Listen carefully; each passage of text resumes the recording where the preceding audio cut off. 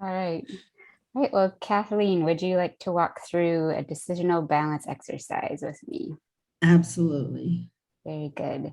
So the idea of this is you have something in mind that you're considering, and there are four quadrants that will put into ideas about the different reasons why or why not. So on the one side, making the change or buying the thing, listing maybe some benefits or pros, as well as possible costs or cons. And then looking at the other side of not changing, what would be those things that. So to start off with, do you feel like you're leaning towards something? Do you want to start with possibly looking at the reasons why you might consider looking at the possible benefits or the costs of that? Um, yes. Okay. So why would I? Well, it would definitely be pleasure. I have been looking at Chevrolet Colorado's used trucks. So uh, it would help in my recreation time. These Benefits of, are benefits and pros. yeah. So benefit would be I have a truck. I have a car currently, but then I'd have a truck as a backup.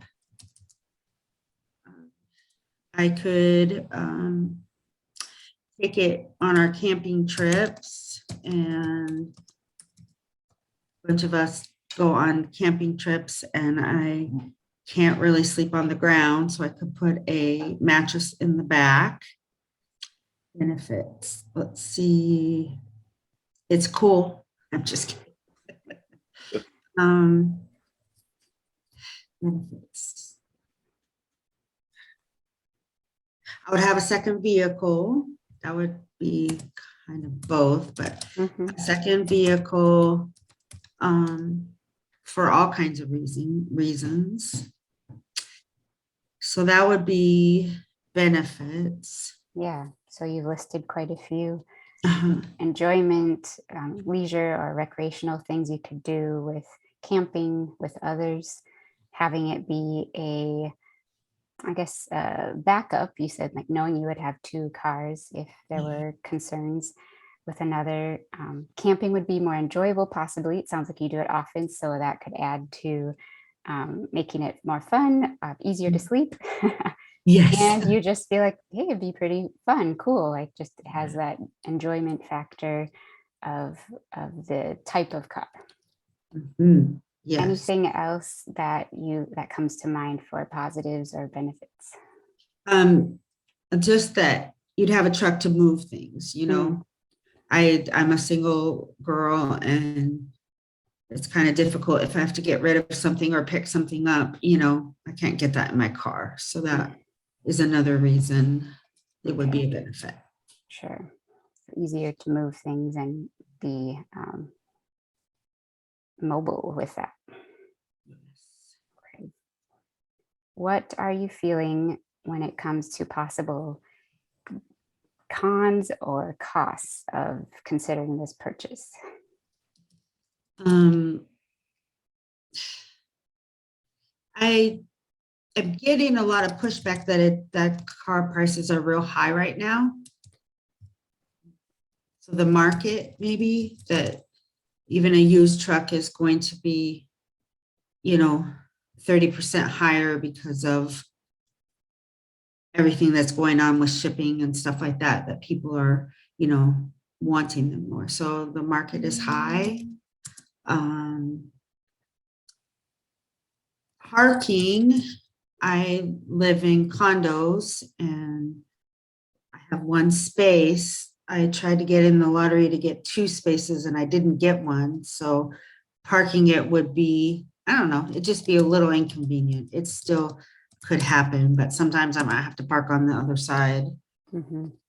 Um, I'd have that whole thing about having a second vehicle. That's also a con because then you have two service bills. You have to keep up, upkeep on both. Let's see.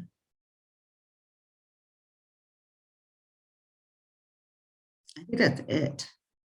Okay, so you mentioned just the potential high cost and price, wondering about am I going to be paying more for something I want? Wondering about parking, that would be harder just to find a spot and have it be convenient. And then just the extra costs with two cars, with bills, insurance, that sort of thing. Anything else that comes to mind in terms of potential costs or cons? I think those are the things keeping me from it right there. Yes. Okay. When you think and reflect on these lists, do you feel like you're leaning, or how do you feel about it after talking through? Do you feel like you're leaning one way or the other?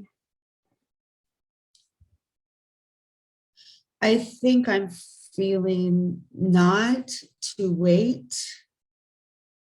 Yeah, I don't feel that. Yeah, I'm feeling I'm gonna wait, not do it.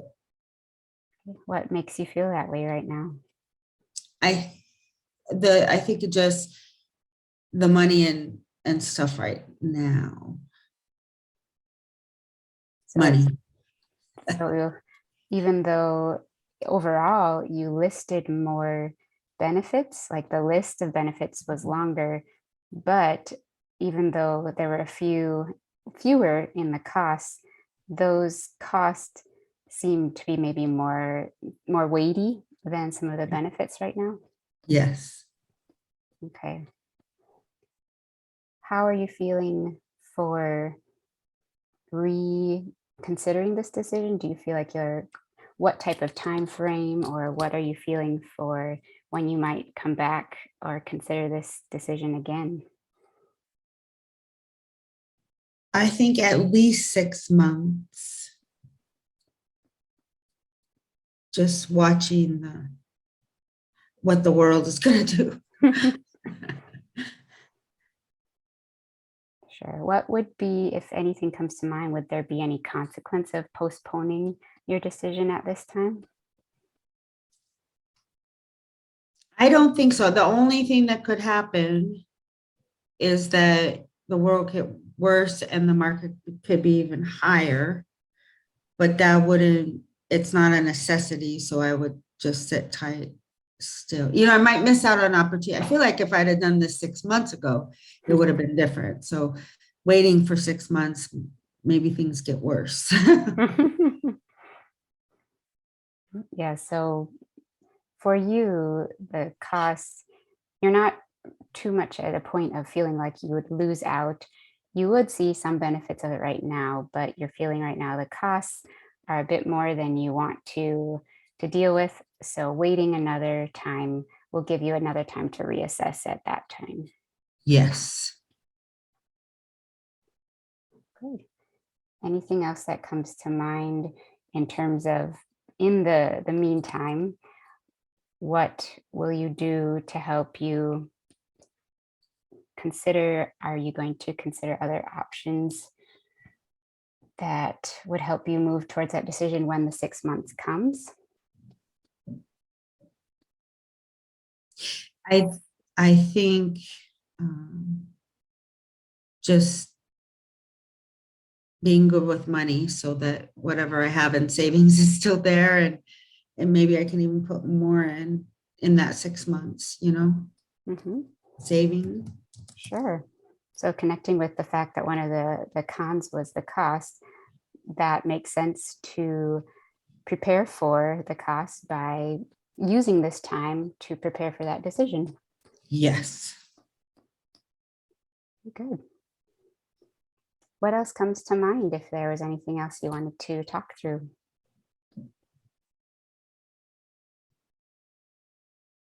I think that's good. And I really do feel like that kind of shut down the fantasizing of thinking, I think I'm going to do this, but now I'm like, I'm not doing it. So that did help.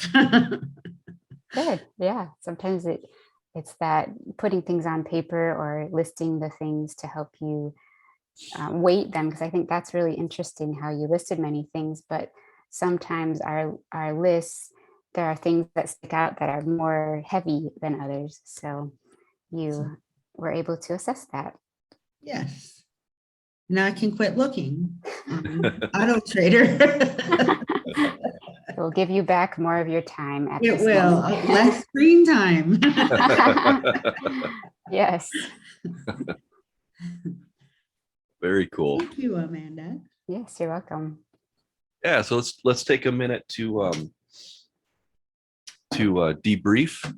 We're at about 10:56. Maybe go a little bit over that if you guys are okay with us going a little bit over the hour. So I would say from a couple things. One is I thought it was very interesting at the end that once you had made the decision, you actually came up with more reasons that it was a good decision, which is an interesting cognitive phenomenon, that Mhm. once you make a decision, you will fill in even more reasons that it's a good decision. They call it Mhm. cognitive dissonance. So once you've made a decision, there's a little bit of like anxiety about, did I make the right decision? And usually people handle that by supplying even more reasons why it's a good decision. So it was interesting to just kind of see that in real time. Yeah. The other thing it reminded me of was the Marshmallow Ah, Experiment, yeah. where you tell a kid, you can have one marshmallow now. I'm going to leave for a minute. And when I come back, if you don't eat the marshmallow, I'll give you two. And you watch these like 4-year-old kids and they're like turning away from it and trying to do everything they can not to eat the marshmallow so they can get two. And I heard a little bit of that, like, well, if I wait and I stop looking online, I'll have even more money to buy a better truck. Mhm. So I saw some of that happening too. Yeah. Um, there were, in terms of things to improve, I think I heard a couple questions that were like, would you say, Yeah. which are technically close-ended. Yeah. Kathleen did not respond to them in a close-ended form. So you Mhm. asked like, would you say blah blah blah blah blah, and she said yes, and then Mhm. continued. Right. But again, the danger is that someone might go, yep, and then they're Mhm. done. So you can always, what would you say? Right. Or yeah, there's different ways to kind of just flip that question so it's not close-ended. And then I was having a coughing fit, so I missed part of it. But did you get to all 4 quadrants then? We mainly highlighted just the benefits and costs of making the purchase. Okay. So we didn't do the not making purchase. Okay. And about that, this has been noted in other videos that we've done. A lot of times people just do the opposite of the top Mhm. quadrants in there, but it does sometimes spark some additional thoughts about Yeah. it. So Mhm. um, yeah. So I would say, definitely if you're going to do the whole exercise and you've got enough time and everything, do it, even though and the person knows we might just be getting the flip side of the previous argument or the previous pros and cons. Right. But sometimes it does spark additional stuff. Cool. Jenny, any thoughts or anything that you thought went well or anything to improve? I really liked how Amanda realized or not realized eh, words noted that there were less cons, but they were really powerful. Mm-hmm. Oh, Oh, no. you froze again. Oh, I wait, you're back. know it froze a couple times during the thing too, but Okay. I think I have to update. That's fine. So but I really liked how she noted that there were less cons. She froze this time for me, but last time she didn't. And I Yeah. thought that was good too, because it was an accurate reflection. You said there's actually more reasons to do it than there are reasons not to, but the reasons not to are weightier than the other ones, which I think was just an accurate reflection, but true. And if you think of yourself as being a servant, I think it kind of helped relieve some of the anxiety and the ambiguity by summarizing it in that way. You kind of gave her the gift of certainty by lending some of that change talk to her. The other thing I would just say, and then I'll go back to Jenny, is that throughout the exercise, I didn't see you tip your hand. It wasn't until the very end, when you had a good sense of where she was leaning, that you then used some statements that kind of solidified her decision. But you did a very good job of just being completely neutral, just reflecting back to her what she said without tipping your hat in any way, or tipping your hand in any way, so, showing her that you were leaning one way or the other. So I thought that was good. I agree. Gave me plenty of time to let both of those settle. And, yeah, that was good, Amanda. Yeah. So Jenny, I think I cut you off a little bit. Anything else that you wanted to start to share and then freeze? No, but thank you. All right. Well, cool. Any thoughts, Amanda, as you did that exercise? Anything that came up for you or that you noticed as you were doing it?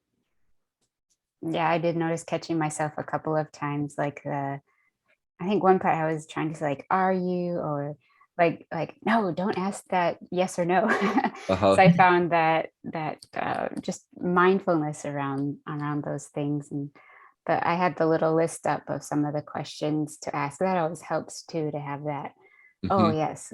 I really liked the question about if what consequences might you see if you were to wait? Because in a way it kind of brings up that she was already starting to lean towards that, but I wanted to bring it back and ask, were there consequences she could think of that might help her, like, think, oh, do I really want to make that right now? So I think that was a nice one to ask. And yeah, and then that waiting too, like just letting her come to the place of where she wanted to lean towards, and then reflecting that back at the end. Yeah, I think she brought up the issue of time. And so that was a really good question to ask.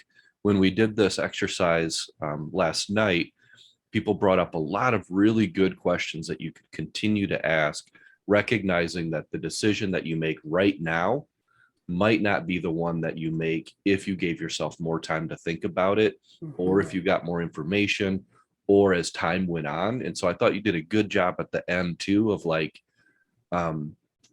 reflecting back what she said about her decision, but also giving her other ways to think about it, and just really make sure, have you considered all the options, again, without tipping your hand or feeling like you were pushing her in one direction or another, but just like, here's some other things that you might want to think about in terms of the time, or what could you do. There was something too about like, what could you do now to help prepare you for the next time that you look at it. Right. There was a question too about when would be a good time to revisit this question, that I'll go beyond what the simple exercise does, but they're really, I think, being a servant for that person who's making the decision then, and really acknowledging time makes a difference, what you do now.